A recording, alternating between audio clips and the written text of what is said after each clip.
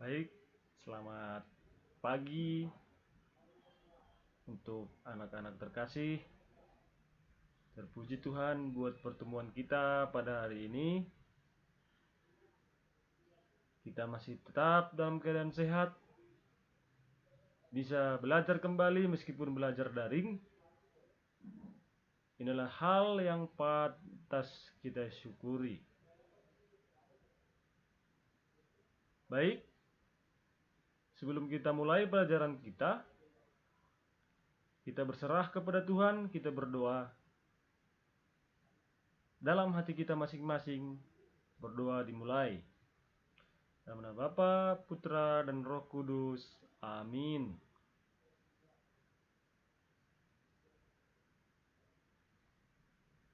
Berdoa selesai. Dalam nama Bapa, Putra, dan Roh Kudus. Amin. Baik, kita lanjut materi kita pada hari ini. Masih tetap membahas tentang berita. Minggu yang lalu, pertemuan yang lalu, kita ada membahas mengenai unsur berita, ya. Yang Bapak singkat dengan Adesimba. Ya. Jadi Bapak pertegas sekali lagi unsur berita ini dengan tampilan yang Bapak buat pada slide. Unsur berita yang kita sebutkan kemarin ada istilah 5W tambah 1H. Sini Bapak pertegas sekali lagi. What? Apa? Apa kejadian atau peristiwa yang diberitakan? Where, di mana tempat terjadinya peristiwa? When, kapan waktu terjadinya peristiwa? Who, siapa orang-orang yang terlibat dalam peristiwa? Why, mengapa? Ya, ini berisi alasan, sebab, atau latar belakang terjadinya peristiwa. How, ini berisi bagaimana proses kejadian suatu peristiwa tersebut. Ya. How. Jadi nanti mungkin Bapak akan kasih tugas sama kalian. Bapak buat sebuah berita, dan dari berita tersebut kalian analisis berdasarkan unsur 5W tambah 1H. Ya, seperti itu ya, Nak. Itu makanya Bapak pertegas ini sekali lagi. Ya. Selanjutnya, tidak ada bedanya dengan singkatan kemarin ya, Nak. Adesimba dengan 5W tambah 1 ini tidak ada perbedaannya, itu sama. Ya, sama. Cuman tergantung kalian milih yang mana.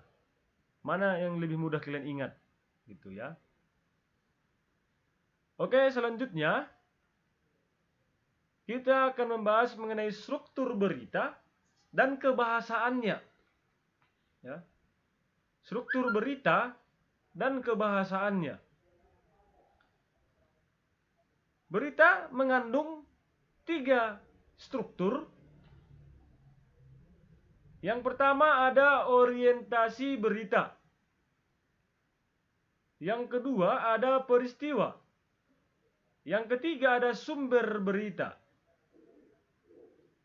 Jadi kalau dia orientasi berita adalah pembuka dari peristiwa yang diberitakan. Ya. Ini biasanya isinya kejadiannya kapan, di mana, ya, tanggal berapa, yang berkaitan dengan waktu lah. Ya, orientasi berita pembuka. Apa kejadiannya? Apa peristiwa yang terjadi? Selanjutnya peristiwa adalah proses kejadian dari awal sampai akhir berdasarkan peristiwa yang terjadi sesuai dengan fakta. Ya, proses kejadian dari awal sampai akhir berdasarkan peristiwa yang terjadi sesuai dengan fakta. Ya. Peristiwa di sini berisi kronologis suatu peristiwa, ya. Berisi kronologis suatu peristiwa. Struktur yang ketiga adalah sumber berita. Ini adalah menunjukkan asal, ya, dari mana berita tersebut muncul. Jadi biasanya pada surat kabar online, ya, atau ketika kau mengambil sebuah berita, ada di bawahnya itu sumber beritanya dari mana. Nah, itu.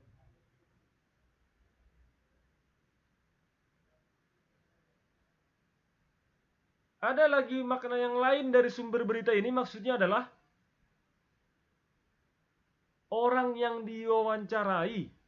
Dia kalau suatu peristiwa kejadian atau contoh berita pemerkosaan atau berita pencurian. Jadi ada yang menjadi sumber berita pada berita ini. Itu yang dimaksud narasumber. Ya. Intinya berita yang kita peroleh, berita yang kita dengar, berita yang kita baca, semuanya memiliki sumber. Nah. Ya. Sumber yang akurat. Tapi ada juga sumber berita ini yang tidak akurat, gitu ya. Jadi kita harus pintar memilah dan memilih berita agar kita juga tidak salah.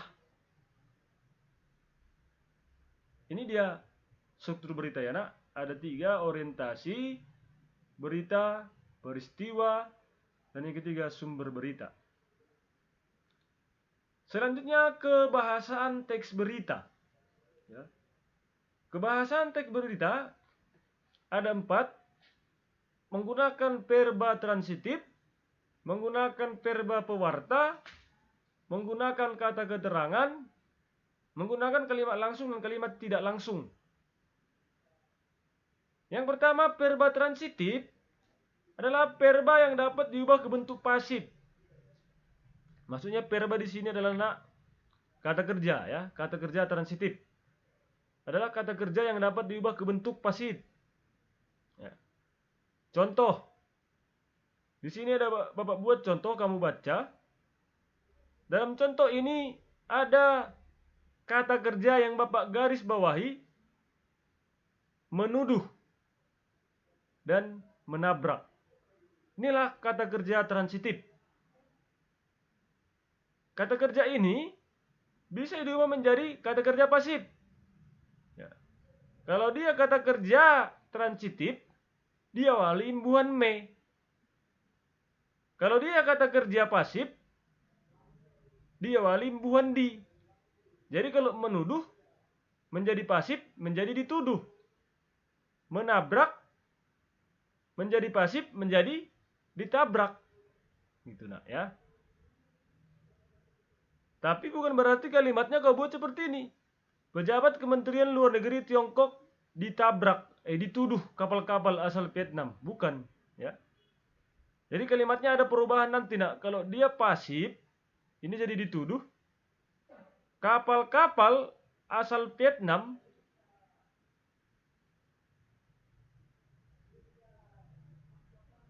dituduh oleh pejabat Kementerian Luar Negeri Tiongkok. Nah, gitu. Begitu enggak ya?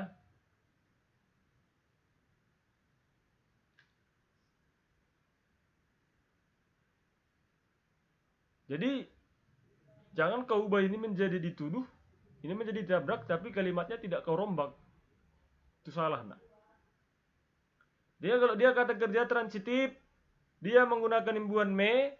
Kalau dia kata kerja pasif, dia menggunakan imbuhan di. Oke. Selanjutnya verba pewarta adalah verba yang mengindikasikan suatu percakapan. Pewarta berarti memberitakan atau memberitahukan, mengatakan. Ya.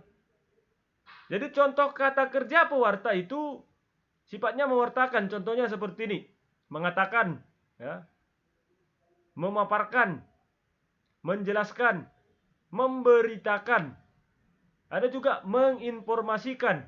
Nah, jadi kalau dia kata kerja pewarta itu ada informasi yang kita dengar. Itu dari yang mewartakan. Contoh kata mengatakan. Dalam pidato Presiden Jokowi yang disiarkan melalui televisi, beliau mengatakan. Nah, inilah verba pewarta. Inilah kata kerja pewarta. Bahwa akan menurunkan harga bahan bakar secepatnya. Ya. Verba pewarta yang kedua ada memaparkan. Presiden juga memaparkan perkembangan Indonesia yang saat ini sudah siap menghadapi tantangan persaingan.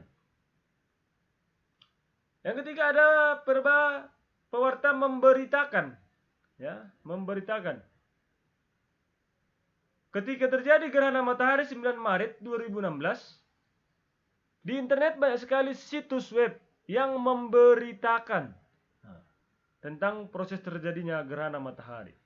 Jadi kata kerja pewarta itu selalu diawali dengan imbuhan me. Ya.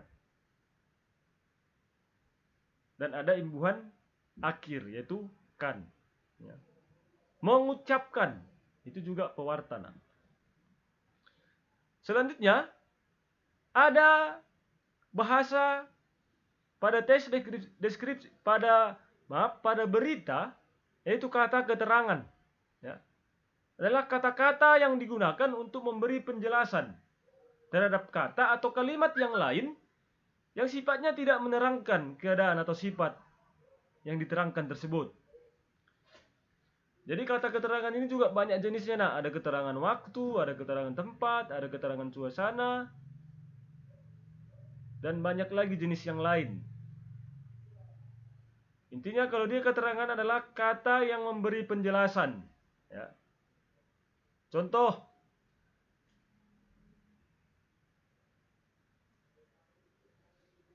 Contohnya seperti ini kata keterangan. Kami belajar di rumah dengan menggunakan jaringan internet. Apa kata keterangannya di situ? Ada kata keterangan tempat, ada juga kata keterangan alat, ya, internet. Ini Bapak kira kalau udah kelas 8 nggak perlu lagi Bapak jelaskan ini secara mendalam, karena memang ketika sore pun kemarin kelas 7 ini sudah Bapak jelaskan. Coba lihat buku catatanmu kemarin les sore kelas 7. Ya, ini pasti ada. Selanjutnya konjungsi temporal. Konjungsi adalah kata penghubung. Kalau konjungsi temporal adalah kata penghubung yang berkaitan dengan waktu. Ya, kata penghubung berkaitan dengan waktu. Kemudian, setelah itu, akhirnya, pertama-tama, ya. Itu konjungsi temporal. Nah. Selanjutnya kebahasan berita itu memiliki kalimat langsung dan kalimat tidak langsung. Ini juga kemarin sudah Bapak jelaskan ketika les sore, kalimat langsung dan kalimat tidak langsung. Ya. Kalimat langsung, ucapan yang diungkapkan secara langsung kepada pendengar. Kalimat tidak langsung mengatakan apa yang sudah diucapkan orang lain kepada orang lain lagi. Gitu. Ya. Kita mendengar berita, percakapan dari orang lain, kita sampaikan juga lagi kepada teman kita yang lain. Tidak langsung, ya, itu kalimat tidak langsung. Kalimat langsung ini memiliki beberapa ciri. Bapak rasa ini nggak perlu lagi Bapak jelaskan. Ini udah berulang kali Bapak jelaskan kemarin ketika pelajaran pagi, ketika les sore, ini sudah Bapak jelaskan. Nanti bosan kalian mendengar penjelasan Bapak. Tapi langkah lebih baik coba kalian perhatikan lagi buku les sore kalian nak, tentang kalimat langsung dan kalimat tidak langsung. Nanti dari penjelasan ini nanti kalau kalian tidak paham, bisa kalian tanyakan lagi Bapak nanti. Ya. Ini contoh berita. Ya. Mobil tangki meledak. Jadi nanti tugasmu, ya, mencari unsur-unsur 5W tambah 1H dari berita ini. Tapi nanti masih Bapak buat bentuk penugasannya dari Google Classroom. Itu nanti kalian lihat di tugas kelas. Ya, nak? Itu nanti lihat di tugas kelas.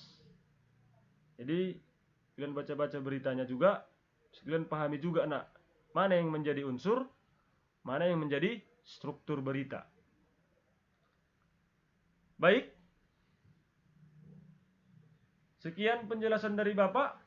Apabila nanti ada materi yang Bapak sampaikan hari ini yang kurang kalian pahami, bisa kita komunikasi melalui WA.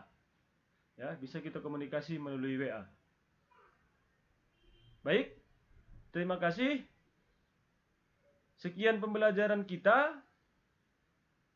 Semoga tetap dalam keadaan sehat. Tetap jaga semangat, semangat yang membara untuk belajar. Jangan lupa jaga kesehatan. Salam sehat dari Bapak. Horas, horas, horas. Salam.